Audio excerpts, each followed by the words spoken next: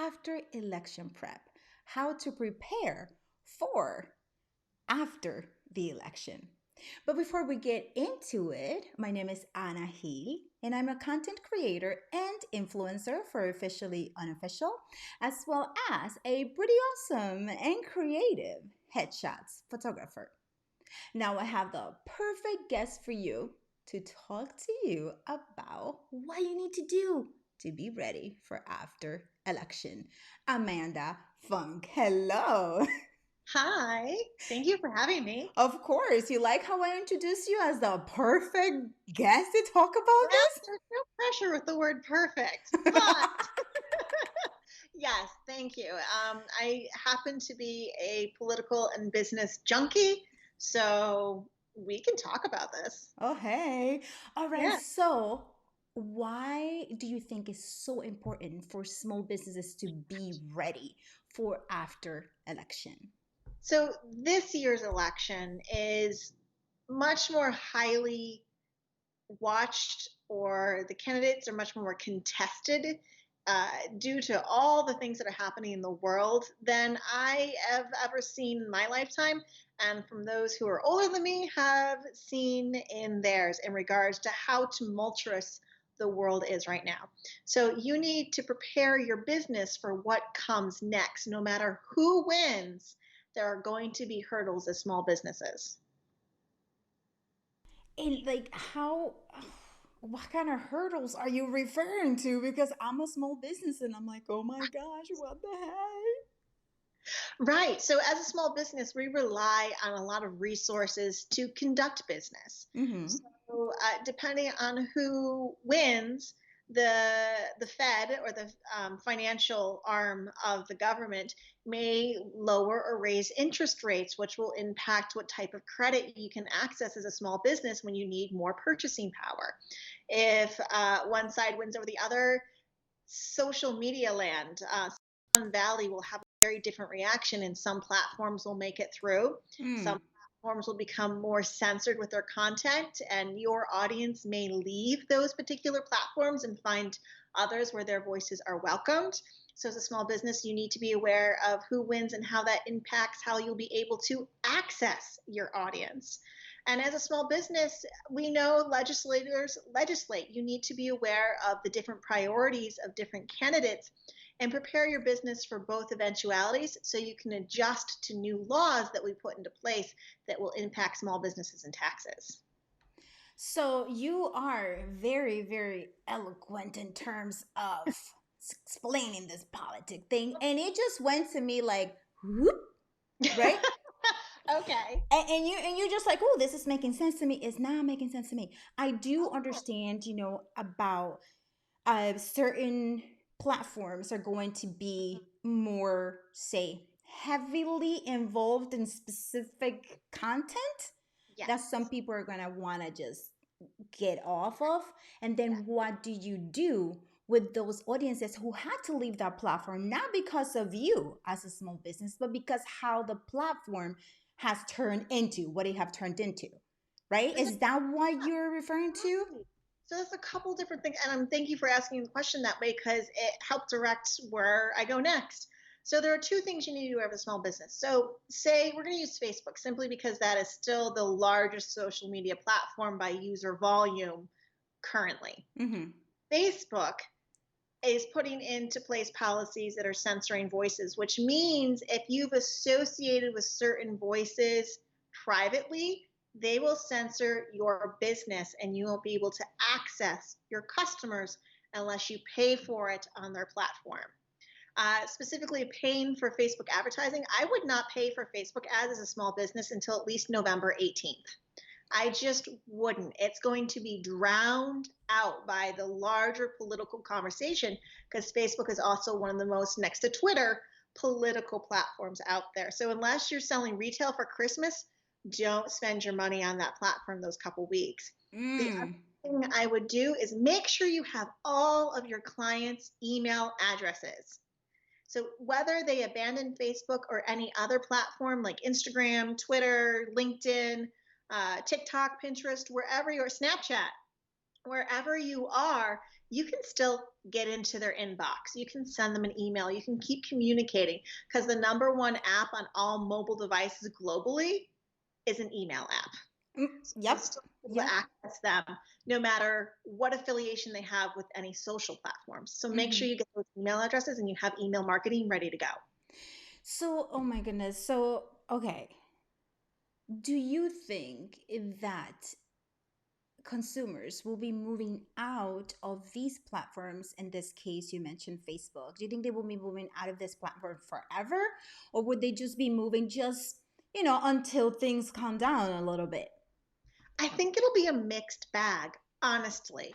A lot of consumers have moved away from Facebook altogether because it's too dramatic, it's too controversial, it's too negative. They want, when they have downtime from their work or family, to go someplace and relax, which is why there's such a boom for TikTok because it's just a bunch of fun dancing videos. Personally, I love TikTok because of that. So they may go back to Facebook on their birthday to see how many people wish them birthday and say thank you, but they will not likely be spending as much money through that particular platform November and December. They're more likely to purchase from Instagram, Pinterest, even Etsy could be considered a social platform if you were so inclined. Okay, well, that's kind of nice that you said that because I'm like, oh my gosh. Okay, so on Facebook, just because you mentioned that it was the second largest political platform next to Twitter, Second, yes? Twitter, Second? yeah, Yeah. yes, So then, consumers is going to be December. We're going to want to be in the spirit of, yes, right? So we're yes, going to move into Instagram for lighter experience, yes. to TikTok, and to Pinterest. So now, are these customers who are moving out of Facebook, for example, is that where they're going? Is that where that platform that they're going to? There been a lot of new platforms that specifically developed recently to avoid what some would consider censorship of their opinions.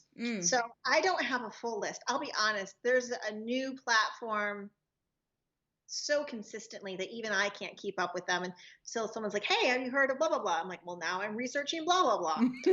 Um, and I mentioned TikTok because when it came out in March, I'm like, well, this is stupid. And then the quarantine happened, and I swear that was my only social connection with complete strangers that made me laugh consistently. So I stayed there, and I cannot tell you how many stupid things TikTok has made me buy. It's ridiculous. And by the way, I buy more off of those videos because they're interactive, they're natural human people than I do Facebook because Facebook, I just get like if I didn't have to live on Facebook as part of my career, I wouldn't touch it. I feel that way, but let's go back to your little frenzy there. What have you purchased from TikTok? Just name one, just to see what it is. I'm not on TikTok. I have not been on TikTok. I recently started because of Instagram, right? Because Instagram released reels and it's just like TikTok. That's where I'm like, okay, I can see, but I don't want to be in different platforms. So Instagram was pretty smart doing that. You know? Yeah. Very Yes. smart. But no, before you go there, let's mention one thing that you purchased from TikTok. One. We were dodging that. Thank you. What have I purchased that I'm willing to discuss? It's not like, oh my gosh. Storage containers from IKEA. There. I got, so some woman shared how she completely reorganized her pantry. I'm like, yes, IKEA bins. That's what my life is missing, and then everything will be perfect. Did it work? I mean, I've got bins. There's stuff in them, and they're in the pantry. Okay. Well, I you know what? feel the joy that Netflix promised me.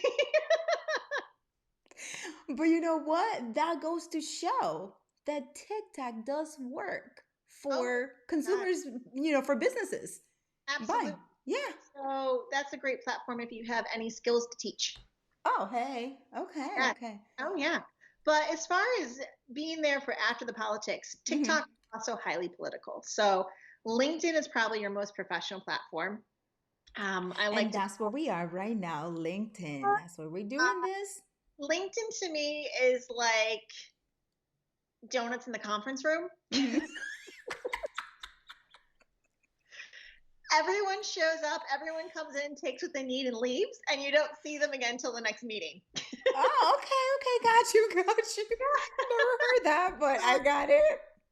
Yeah, I mean, LinkedIn is great for professional networking, and I will admit I've had some troubles with people sending me inappropriate requests Mm. via my inbox. Wait, Um, inappropriate requests? yeah, LinkedIn? LinkedIn's not a dating platform, and people need to remember that. Oh my goodness, look at you, Amanda. That must be all of that. Oh, Smart as. it's probably a bot.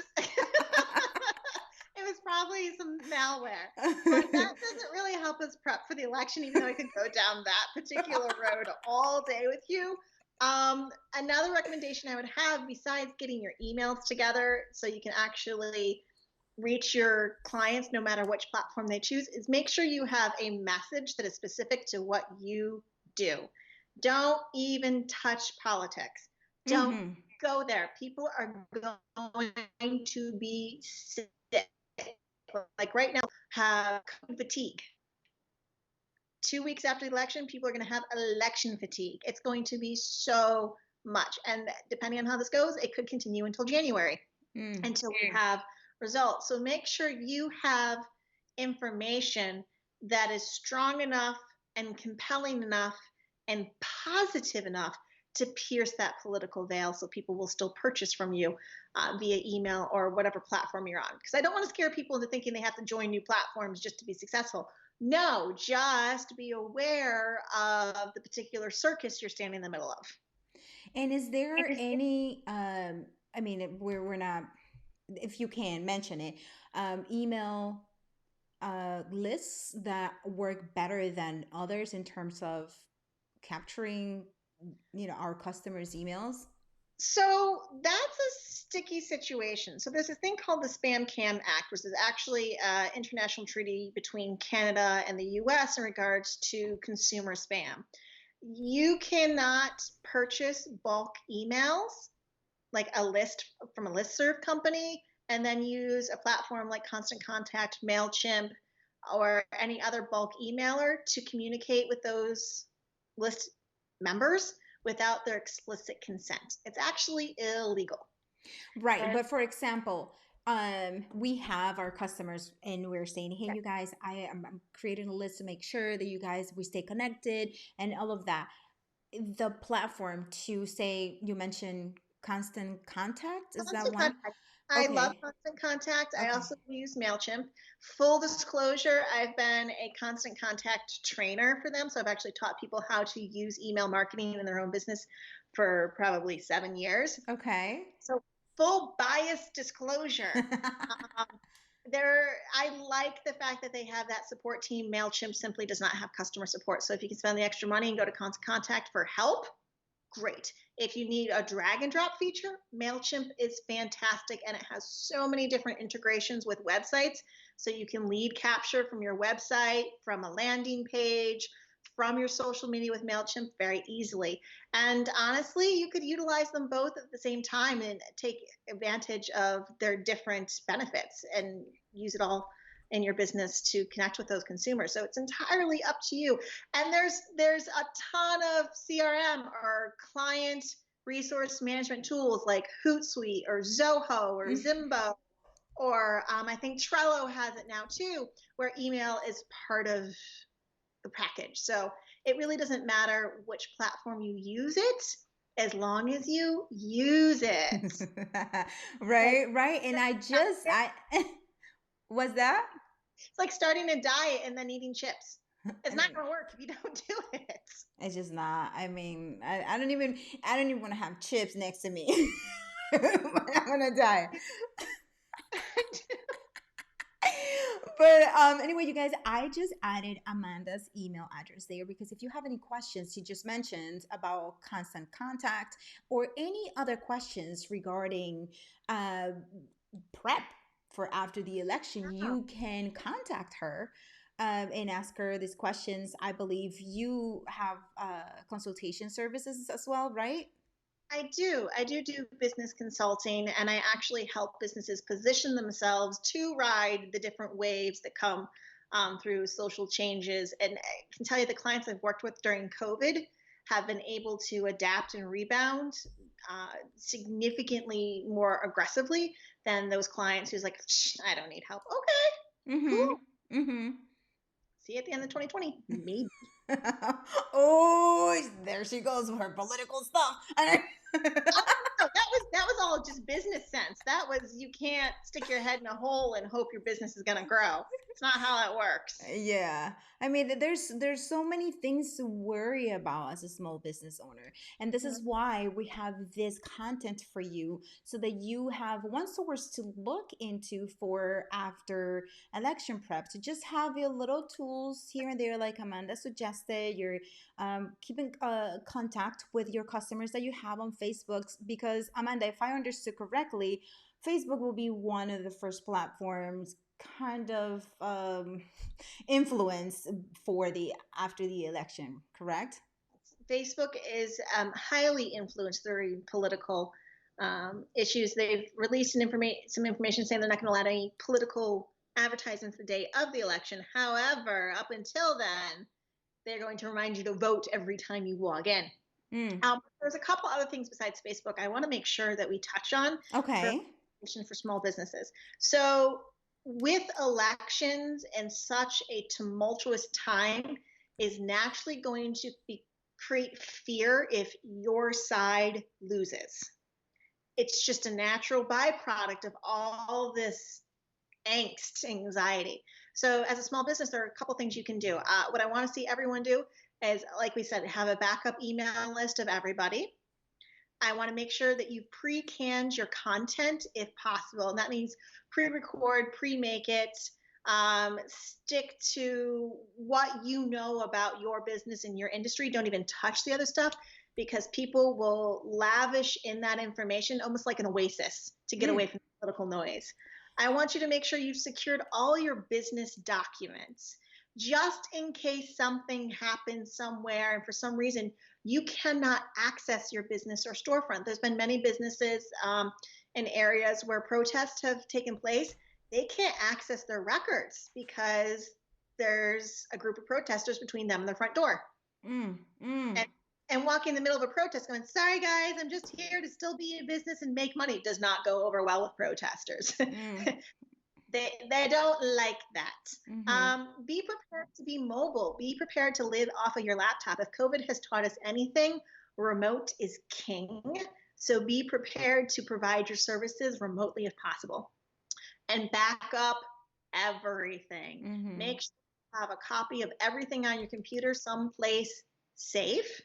Simply because if you're completely mobile, there's going to be a coffee cup and you're going to get stressed. You're going to knock it over. You're going to kill your computer. No, no, no, no, no. We're not putting that out there. We're not put that. Money, protect the data. And the other things you should do is stay informed. Like stick to your non-biased media or even your out-of-country media so you're aware of what's going on, just in case there's any changes legislatively that may have not been something you're aware of. Like the sexual harassment course we talked about in our last video. Most Mm-hmm. know they have to have that completed in New York by October 31st, 2020, because it's not on general 5 o'clock, 6 o'clock, 6:30 news channels. It's just not there. And the most important thing I have for business prep for after the election is take care of your emotional and spiritual well-being and your physical fitness, because you will be running a marathon, you will be jumping hurdles, and you still need to be able to provide peak service to your customers when they need it the most. Mm-hmm. Mm-hmm. That is great advice, Amanda. I love it how you have just, itemized all of them for us, because there will be so much information, so many things. For example, like we're worried about, and we have been hearing this on one platform or the other, or on our groups, and then we're like, oh Right. my gosh, how this is so much, but this list It's really nice of you to put it together. And she actually has this available. If you need it, you just have to email her. Where, Amanda? Amanda at funkandjackson.com. Oh, hey, you sounded good there. You're like Amanda at funkandjackson.com. Wanda Vega was my lottery girl growing up, so I can Yolanda Vega. Oh boy, that's so awesome. So, is there anything else? Is there anything else, Amanda, that you would like to tell us? Small business as well as individuals, because we're a small business, but we're also like solopreneurs, entrepreneurs out there. Um, I, be- Yes. I believe all Yep. the information is interchangeable, amongst all groups. But anything Absolutely. else? Yeah, on top of that, and I'm a entrepreneur that's homeschooling as well. So, my biggest piece of advice is take a deep breath, analyze, and then react. Because if you're knee jerk reacting, you're not actually preparing your business. You're making fear based decisions, and fear based decisions may be the wrong decision 5 years from now. So, I want you to plan for what your business is going to look like in 6 months, in a year, in 2 years, and in 5 years. I know I'm asking you to do homework. I'm sorry. I'm sorry. But if you're not planning for business, you're just accidentally successful or not. Mm. So, whatever is going on in the world, plan to be successful, decide what you need for that success to be achievable, and go get it. That's awesome. Yeah, that's super awesome. So, we put another video together in case you haven't watched it, and we talked about cancel culture and its impact in small business and individuals. So make sure you check that out. But the only way you can kind of be notified when this awesome content comes up is by connecting. So you can connect with me right here on LinkedIn. You can connect with me on YouTube, Facebook, and Instagram so that you can be connected with all the other content that we put out. Thank you so much for watching. This is Anna Hill with Officially Unofficial, where we make your lives easier one episode at the time. Thank you so much for watching. Bye.